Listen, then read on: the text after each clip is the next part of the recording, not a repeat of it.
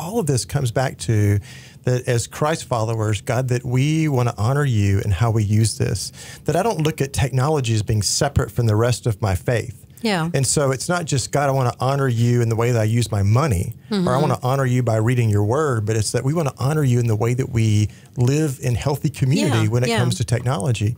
And so because I think one of the healthiest things that you can do as a parent is to create reasonable accountability with each other.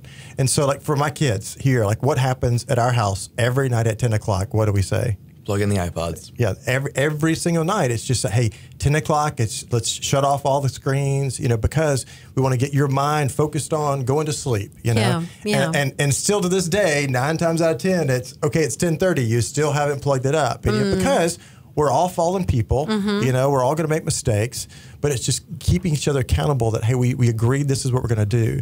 And then the same thing with like the cell phone that, Patrick mentioned in the last segment, that the cell phone contract he offered his parents that, my kids, we had one for their iPod as well.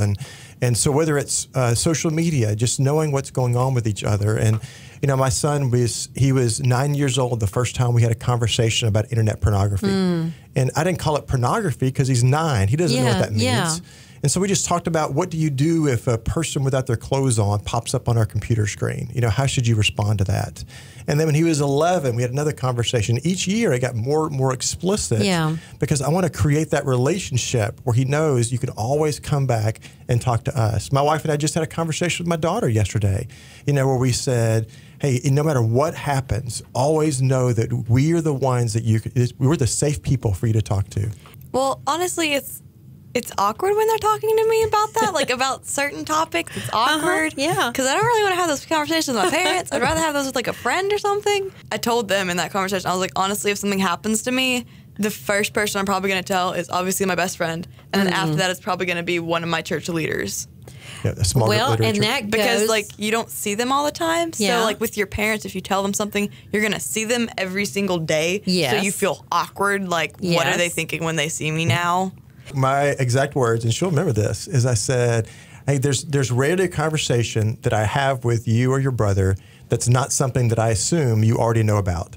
That if we're talking about sexual boundaries or the internet or just healthy friendships, how to control anger, that I assume you already know the truth. But the reason why I have these conversations with you is because when you're in crisis, I want you to hear my voice in your head.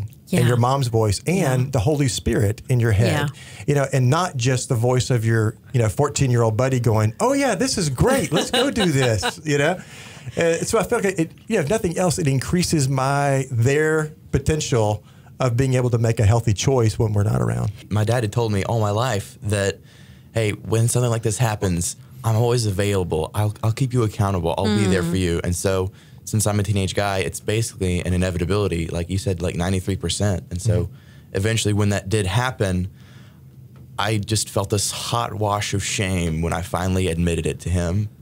And I cried myself to sleep that night, and it was awful. But the next morning, we woke up, and we were able to just talk about it. And he was able to say, you're my son. I could never be ashamed of you. Let's move on from this.